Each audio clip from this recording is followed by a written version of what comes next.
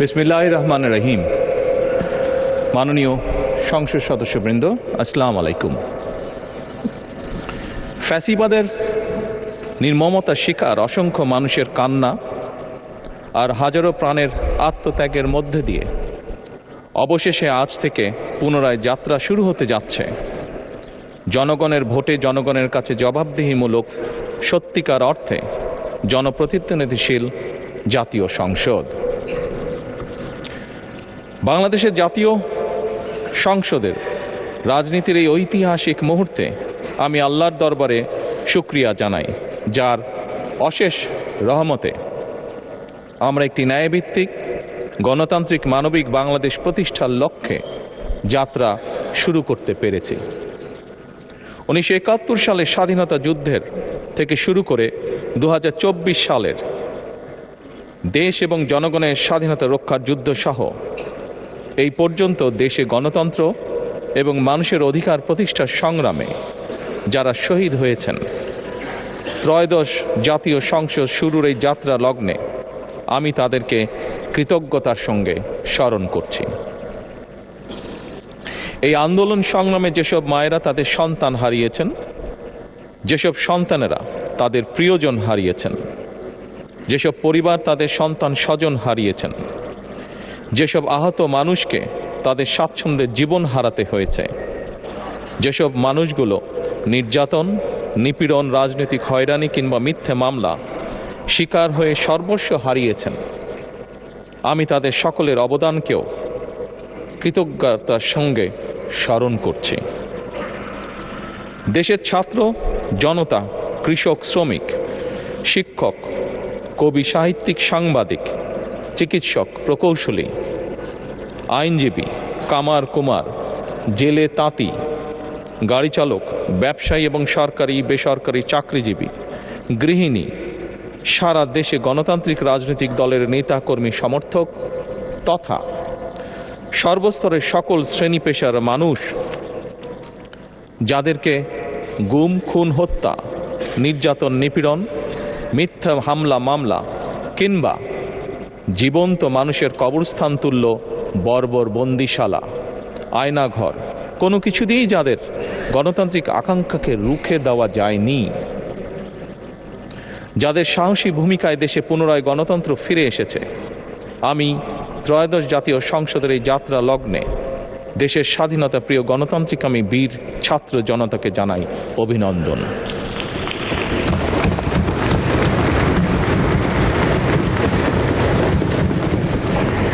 সম্মানিত সংসদ সদস্যবৃন্দ, দেশনেত্রী মরহুমা বেগম খালেদা জিয়া জনগণের অধিকার প্রতিষ্ঠায় দেশে সংসদীয় গণতন্ত্র প্রতিষ্ঠা করেছিলেন, সংসদীয় গণতন্ত্রকে প্রাতিষ্ঠানিক রূপ দিয়েছিলেন। সেই গণতন্ত্রকে প্রহসনের রূপ দিয়ে জাতীয় সংসদকে হাস্যরসের খোরাকে পরিণত করা হয়েছিল। দেশে তাবিদারি শাসন শোষণ কায়েম করা হয়েছিল। দেশে সংসদীয় গণতন্ত্র এবং জনগণের অধিকার পুনঃপ্রতিষ্ঠা করার জন্য দেশনেত্রী বেগম খালেদা জিয়া জীবনের শেষ দিন পর্যন্ত লড়াই করেছেন। জীবনে কখনোই স্বৈরাচার কিংবা ফ্যাসিবাদের সঙ্গে আপোষ করেননি। দেশে আজ থেকে আবারও সেই কাঙ্ক্ষিত সংসদীয় গণতন্ত্রের যাত্রা শুরু হলো, আলহামদুলিল্লাহ।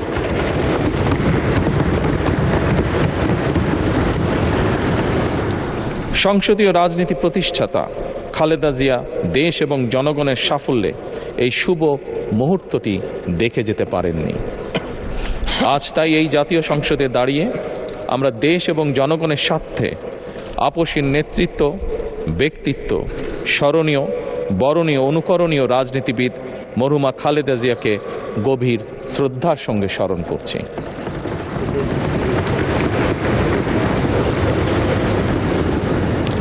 সম্মানিত সংসদ সদস্যবৃন্দ, দেশে বহুদলীয় গণতন্ত্রের প্রবক্তা এবং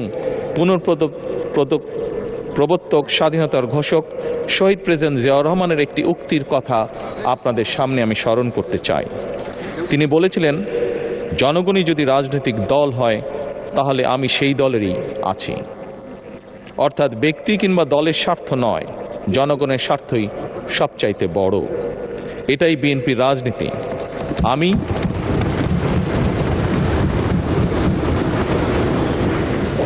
আমি প্রথমবারের মতন বাংলাদেশ জাতীয়তাবাদী দল বিএনপি থেকে জাতীয় সংসদ সদস্য নির্বাচিত হয়েছি।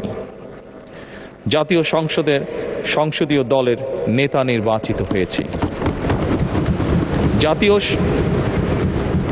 জাতীয় সংসদে দলের প্রতিনিধিত্ব করলেও প্রধানমন্ত্রী হিসাবে আমি এই জাতীয় সংসদে দেশের প্রতিনিধিত্ব করছি। দল, মত, ধর্ম, বর্ণ নির্বিশেষে দেশের জনগণের প্রতিনিধিত্ব করছি। আমার রাজনীতি দেশ এবং জনগণের স্বার্থ রক্ষা করার রাজনীতি।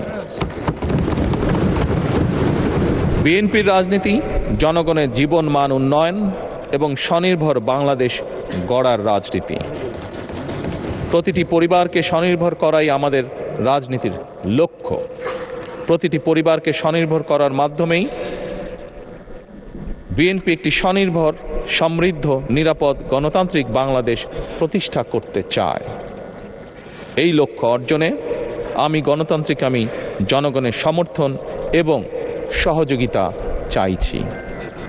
এই মহান জাতীয় সংসদে সকল দলের নির্বাচিত প্রতিজন সংসদ সদস্যের সমর্থন এবং সহযোগিতা আশা করছি।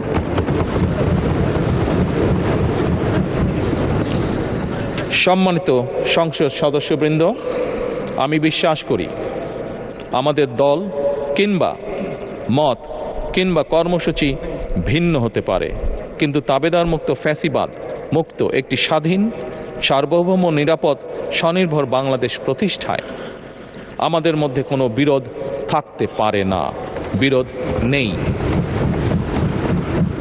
জাতীয় সংসদকে জাতীয় কর্মকাণ্ডের কেন্দ্রবিন্দু না করে বিতাড়িত ফ্যাসিস্ট সরকার জাতীয় সংসদকে অকার্যকর করে ফেলেছিল। আমরা এই মহান জাতীয় সংসদকে সকল যুক্তি, তর্ক আর জাতীয় সমস্যা সমাধানের কেন্দ্রবিন্দুতে পরিণত করতে চাই। সম্মানিত সদস্যবৃন্দ, নতুন সংসদ যাত্রা শুরু করার সময় সংসদের সাবেক স্পিকার কিংবা ডেপুটি স্পিকার উপস্থিত থাকার কথা ছিল, কিন্তু পতিত, পরাজিত, বিতাড়িত ফ্যাসিস্ট সরকারের জনবিরোধী এবং গণবিরোধী কর্মকাণ্ডের ফলে যে জনরোষ তৈরি হয়েছিল তাতে এই মহান সংসদের সাবেক স্পিকার বা ডেপুটি স্পিকারকে খুঁজে পাওয়া যায়নি। তাদের কেউ কারাগারে, কেউ নিখোঁজ কিংবা কেউ পলাতক। দীর্ঘ ১.৫ দশকের ফ্যাসিবাদী এবং তাবেদারি শাসন শোষণের পর জনগণের ভোটে নির্বাচিত প্রতিনিধিদের নিয়ে আজ আমাদের এক বিশেষ পরিস্থিতিতে জাতীয় সংসদের কার্যক্রম শুরু হতে যাচ্ছে। এমন পরিস্থিতিতে আমরা সংবিধান এবং সংসদের কার্যপ্রণালী বিধির বিধান অনুসরণ পূর্বক ত্রয়োদশ জাতীয় সংসদে সভাপতিত্ব করার জন্য আজ আমি প্রবীণ রাজনীতিবিদ এবং 5 বারের মতন নির্বাচিত জাতীয় সংসদ সদস্য জনাব ডক্টর খন্দকার মোশাররফ হোসেনের নাম প্রস্তাব করছি।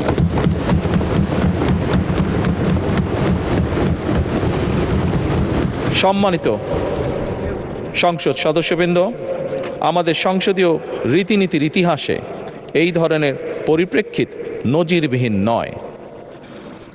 1973 সালে তৎকালীন প্রধানমন্ত্রী মরহুম শেখ মুজিবুর রহমান ওই সংসদের সদস্য মাওলানা আব্দুর রশিদ তর্কবাদীশের নাম প্রস্তাব করেছিলেন এবং তার সভাপতিত্বে বাংলাদেশের প্রথম সংসদের প্রথম অধিবেশন শুরু হয়েছিল।